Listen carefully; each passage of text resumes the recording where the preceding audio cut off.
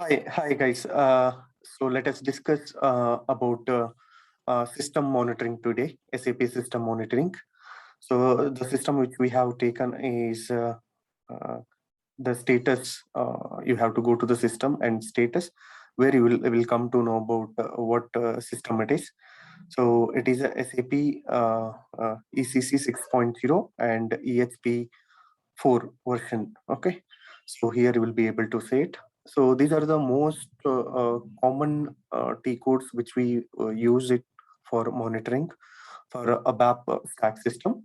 Like irrespective of the product, these are the common T codes which we use for monitoring purpose. However, specific to the product wise, say for example BW, PI, so some T codes varies. Okay, but these are the common T codes. So let me close this current session. So first and foremost thing, so how do you check whether system is up and running? So first, I'll open SAP logon pad here, and so here I have added a system, ECC system. When I click on this system, if I am able to launch SAP system, it means that this SAP system is up and running fine. If the system is if the system is not able to open, it might be the various reason. We have to check our internet connections, our VPN connections. If this is an issue, like even after VPN connection, internet connection is fine. If we are able to open other tools from the client side, however, we are not able to open SAP, then there is an issue with the SAP system. In this case, here the SAP system is up and running fine. So I am logging into the system.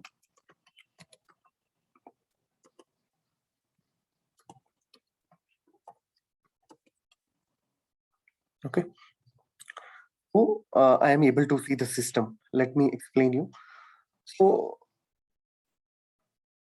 on this system, we wanted to check how many application, whether all the application servers are up and running fine, or all the instances are up and running fine.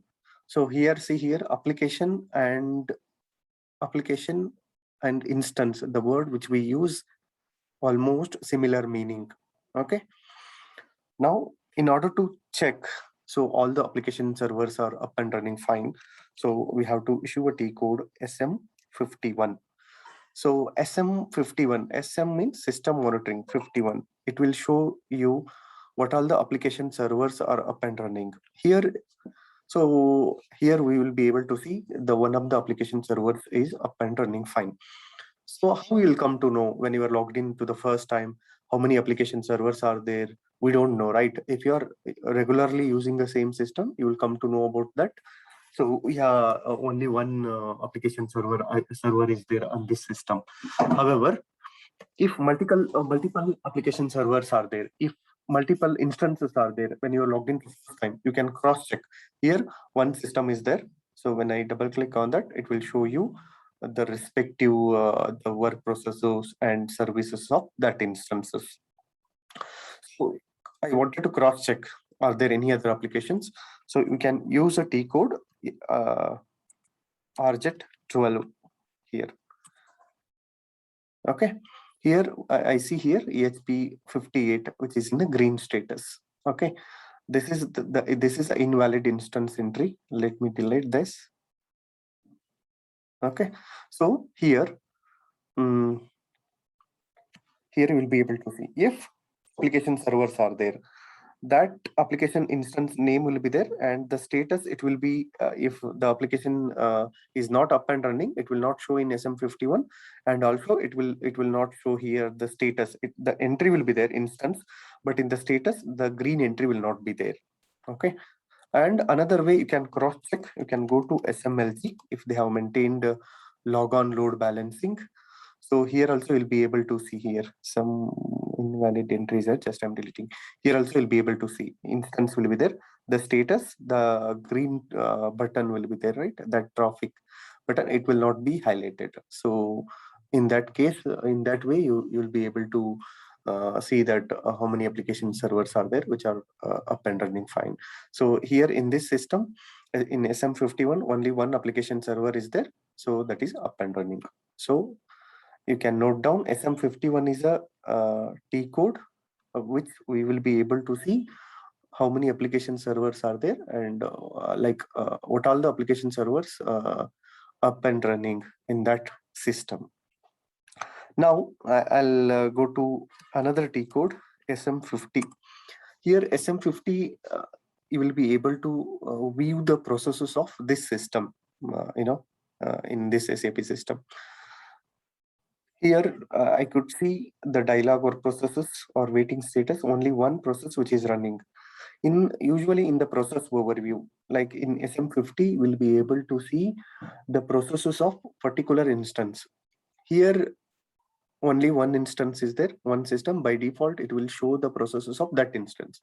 Say for example, if a SAP system contains multiple application server, 3 application server, you are able to, when you issue a T code SM51, you're able to see 3 entries, app 1, app 2, app 3. But if you issue a T code SM50, will not be able to see the processes of all 3 application server. You will be able to see the processes of the application server which you logged in or which you configured in your login screen. In that case, if you want to go individually each application server, say for example here ESP4 application server 1, if 3 application server will be there, another entry will be there. If another application server will be there, if another entry will be there, you have to click on with the respective application server, so that you will be able to see the processes of that application server. No, I want to see all the processes of all application server in one screen. In that case, you use a T code.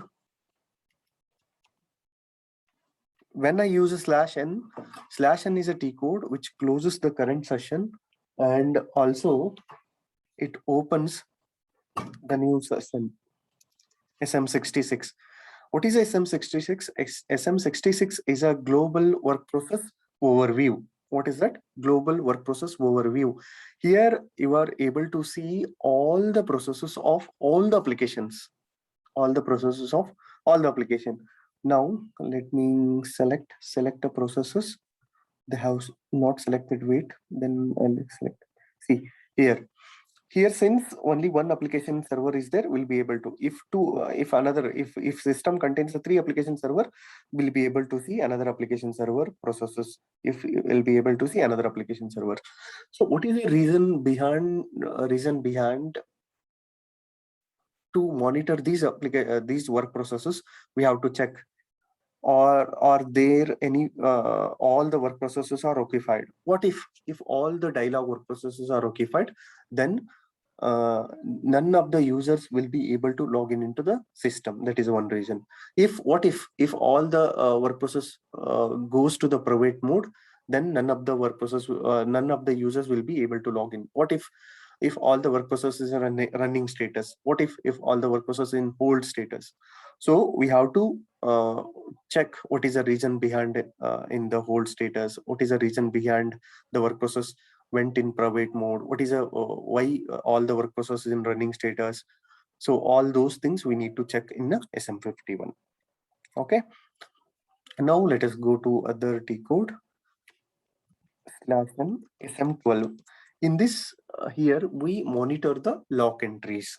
Here in SM12 we will monitor the lock entries. What are the lock entries? When user is trying to update something, or when a background job or user is trying to update something in the particular table, particular field, so in that time, that when it goes in edit mode, so when goes in edit mode, enqueue work process invokes, which creates a lock entry. When update completed, when user is saved, or when a background job completed the update, then the lock entry which releases automatically. So it is a standard procedure. It is a process. Sometimes what will happen, when a lock entry will be there remain, due to some reason, because of when user went in edit mode, user did not close his computer, or due to the network issue, he got disconnected. Due to some reasons, the lock entries remains in the system. So we have to monitor those lock entries. How do you monitor? You have to issue a T-code SM12. Then in the place of client, what I will do, I'll put a star here. Then instead of username, I'll put a star here. Then I will list. Okay, here I could see few lock entries are there. So these are lock entries, today's lock entries, because I see I'm able to see only the time here. If the old lock entries are there, we will be able to see the along with the date and time. In such cases, if the lock entries is more than 1 day, then we have to monitor. So what is a lock entry? Is this lock entry is related to particular job? Is this lock entry is related to background job? Then we have to search. You have to find such a background job or find a particular user. Then you have to send an email. You have to check with that user. We could see that this is a lock entry on your name. Are you doing still anything, or can I delete this lock entry? We have to confirm. Then if the user confirm to delete the lock entry, so you can select the lock entry here. You can go to the lock entry, then delete.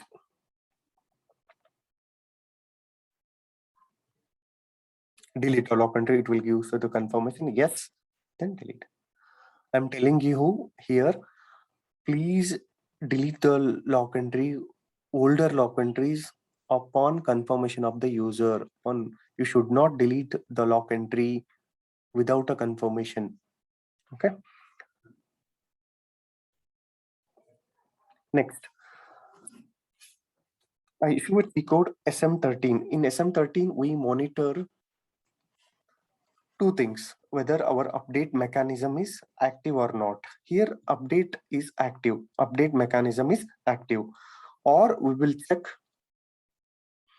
check how many failed update requests are there, how many cancelled update requests are there. What I will do, I will select all, then execute here. Oh, I am not able to see any cancelled update requests are there.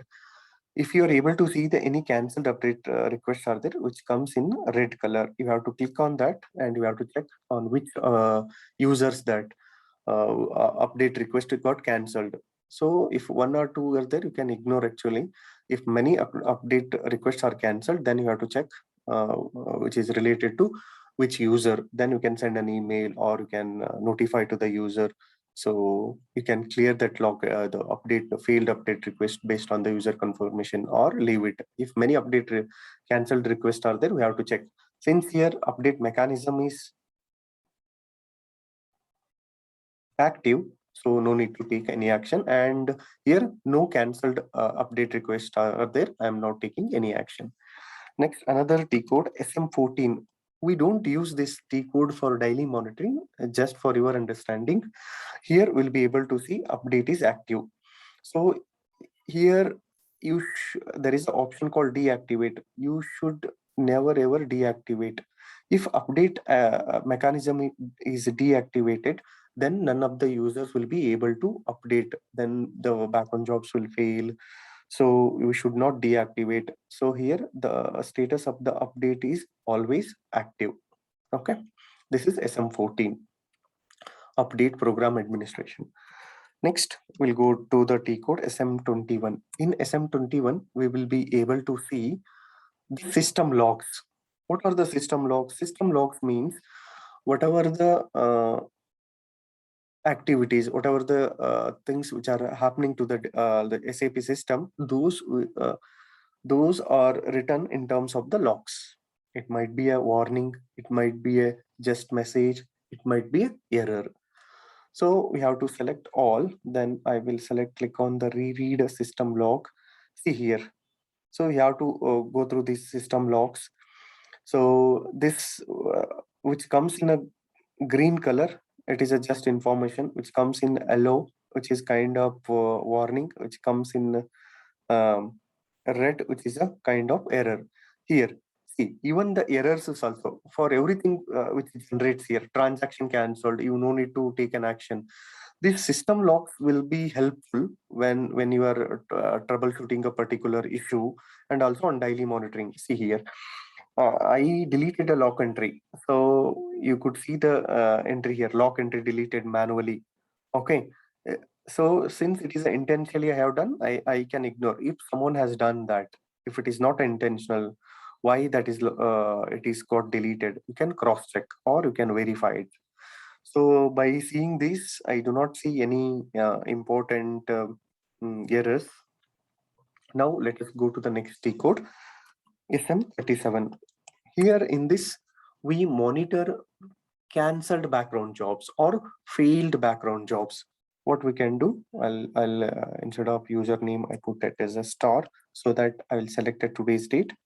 I'll remove the date. I'll put it today's date. I remove the other statuses, scheduled, release, ready, active, finished, and I'll execute a cancelled. Okay, we could see here there are 4 jobs got cancelled. So how can we check? Okay, so we have to check again. Open a new session here. Sometimes this job, cross check here, this job daily which runs. So once day it runs, so it is got cancelled.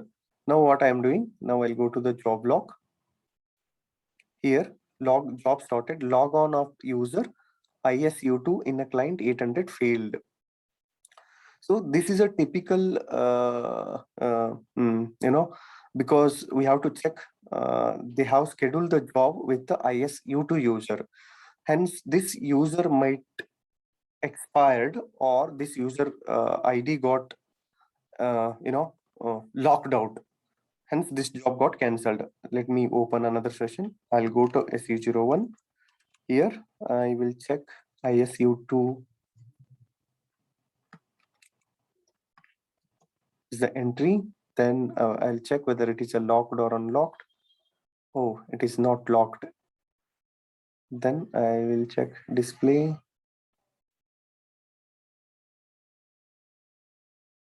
Okay.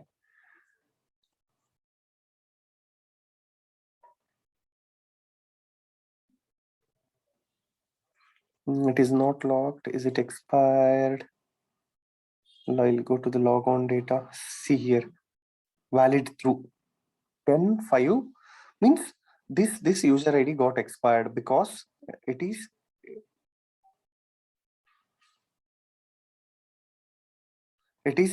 the last day of this is 10th May. So in order to rectify this job, you have to check the owner of this job. Then you have to ask the right user, step user. You can modify the step user here. Select.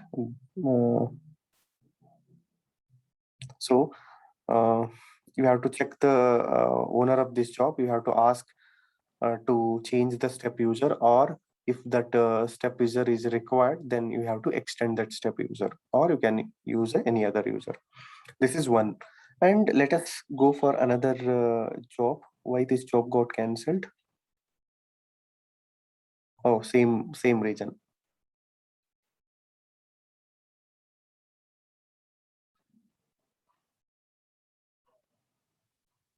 Okay, it is kind of the ABAP. You have to click on this. Then you have to go through this ABAP temp. Then if it is related to any uh, programming error, you have to mail, or you have to inform ABAP team to look into this. Then another job log on of DDIC client, same. So user DDIC got might be expired, or it might the ID user ID got locked. Okay, so after monitoring this, next, so we have checked in this monitoring, we have checked all the systems are up and running or not in SM51. In SM66, we have checked whether all the work processes are occupied, or how many work processes are in hold status, or in private mode. Okay. And in SM 12, we have checked the lock entries. In SM13, we have checked the failed update request.